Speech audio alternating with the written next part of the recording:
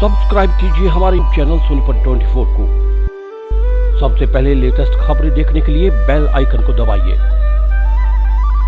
पूर्व कैबिनेट मंत्री और भाजपा की प्रदेश उपाध्यक्ष कविता जैन ने कहा कि प्रधानमंत्री नरेंद्र मोदी ने पिछले 60 वर्षों से लटकती समस्याओं को 7 वर्षों के शासनकाल में समाधान करके देश को सशक्त समृद्धशाली बनाकर शिक्षा, स्वास्थ्य और सड़क के क्षेत्र में अनूठी प्रगति हासिल की है।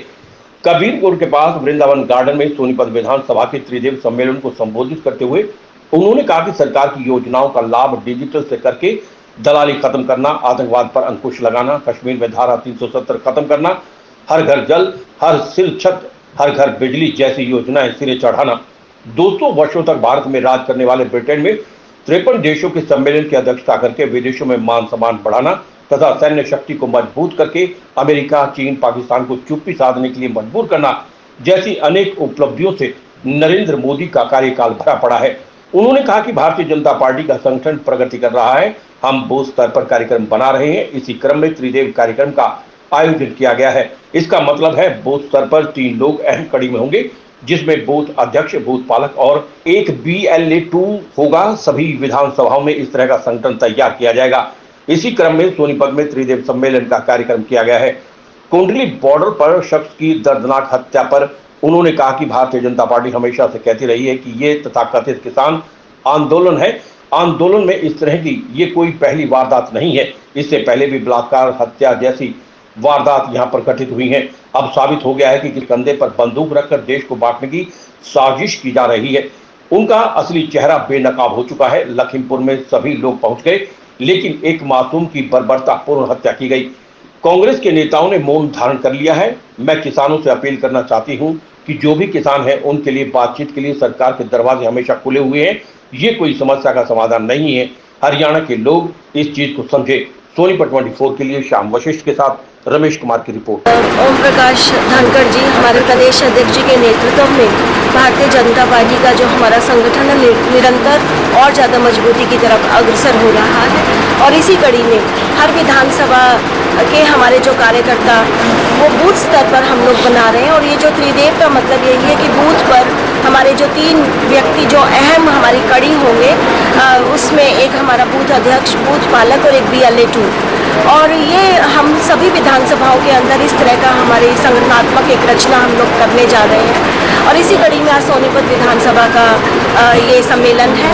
और इसका उद्देश्य यही है कि संगठन की दृष्टि से भारतीय जनता पार्टी को मजबूत करना, संगठन का विस्तार करना और लोगों को भारतीय जनता पार्टी ने इस 7 साल के कार्यकाल के दौरान जितनी भी योजनाएं बनाई हैं सुशासन और विकास को लेकर और डेवलपमेंट की स्कीम्स और जो अंत्योदय की जो योजनाएं हम लोगों ने बनाई हैं वो आम जनमानस तक पहुंचाना और उसके साथ साथ जो भ्रांतियां जो फैली हुई है उसको दूर करना और ज़्यादा से ज़्यादा योजनाओं को धरातल तक पहुंचाना इसका उद्देश्य है। और मैं समझती हूँ कि इस तरह की जो व्यवस्था हमारी जो पार्टी के कई राज्यों के अंदर, चाहे गुजरात है, मध्य प्रदेश है और कई इलाकों के UP के अंदर इसको धरातल पर उतारा गया है। तो निश्चित रूप से इसको संगठन के अंदर और ज़्यादा मजबूती मिलेगी और हम बहुत अच्छे से काम कर पाएंगे। मैम, कुंडली बॉर्डर पर एक दर्दनाक बेरहमी से हत्या की गई एक शख्स की, उसके बाद अब जो विपक्ष है वो मौन है, किस तरह से देख पा रहे हैं? देखिए, हम बार बार इस बात को भारतीय जनता पार्टी उठा रही है कि ये जो कथित आंदोलन जिसको कहते हैं किसान आंदोलन है, जब भी इस कुंडली बॉर्डर पर कोई भी इस तरह का हादसा होता है, ये कोई पहला हादसा नहीं है जो बॉर्डर पर हुआ। उससे पहले भी एक बेटी की बलात्कार के बाद हत्या की गई, नागरिकों से लूटपाट की गई, यहाँ पर डकैती भी डाली गई और लगातार इस तरह की भी बातें सामने आती है कि यहाँ से कुछ लोग भी लगातार रास्ता खुलवाने की भी मांग कर रहे हैं। जब भी कोई इस तरह का हादसा होता है तो तथाकथित किसान नेता अपना पल्ला झाड़ लेते हैं। और मैं समझती हूँ कि ये आज साबित हो चुका है कि ये आंदोलन की आड़ के अंदर किसानों के कंधे पर बंदूक रखकर हमारे देश को बांटने की साजिश की जा रही है। इनका मकसद केवल और केवल देश के अंदर अराजकता फैलाना, गृह युद्ध के अंदर झोंकना और उसके साथ साथ किस तरह से मोदी सरकार की बदनामी करके उसको गिराने का एक मुख्य एजेंडा मैं समझती हूँ आज विपक्ष का है। और उनका असली चेहरा आज बेनकाब हो चुका है क्योंकि लखीमपुर में आप देखेंगे कि किस तरह से सभी लोग वहाँ पर पहुँच गए, लेकिन एक मासूम की किस तरह से बर्बरतापूर्ण हत्या की गई है जो व्हाट्सएप के माध्यम से जो चीज़ें सामने आई हैं, जो वीडियो रिकॉर्डिंग सामने आई है, उसको देखकर लग रहा है कि कैसे जोर शोर के साथ और लोगों की भीड़ ने उसको निहत्थे आदमी को मारने का काम किया गया। और ये यूँ कहते हैं कि हमें मालूम नहीं है वहाँ पर क्या हुआ। और आज चाहे वो राहुल गांधी हो, चाहे वो प्रियंका गांधी हो, या ये कांग्रेस के जो हमारे हरियाणा के जो नेता हैं, शैलजा जी है, हुड्डा जी, आज सब साइलेंट है, सबने मुंह जैसे धारण कर लिया है।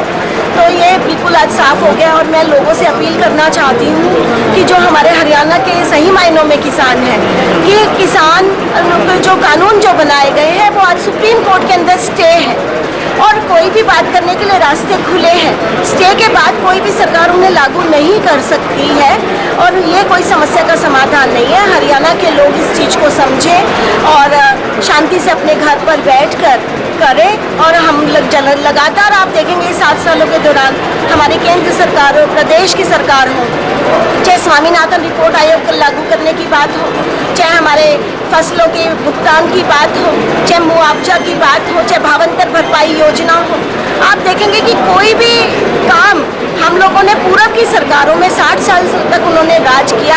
आज इन 7 सालों के अंदर सही मायनों के अंदर किसानों के लिए काम किया है तो वो भारतीय जनता पार्टी की सरकार ने।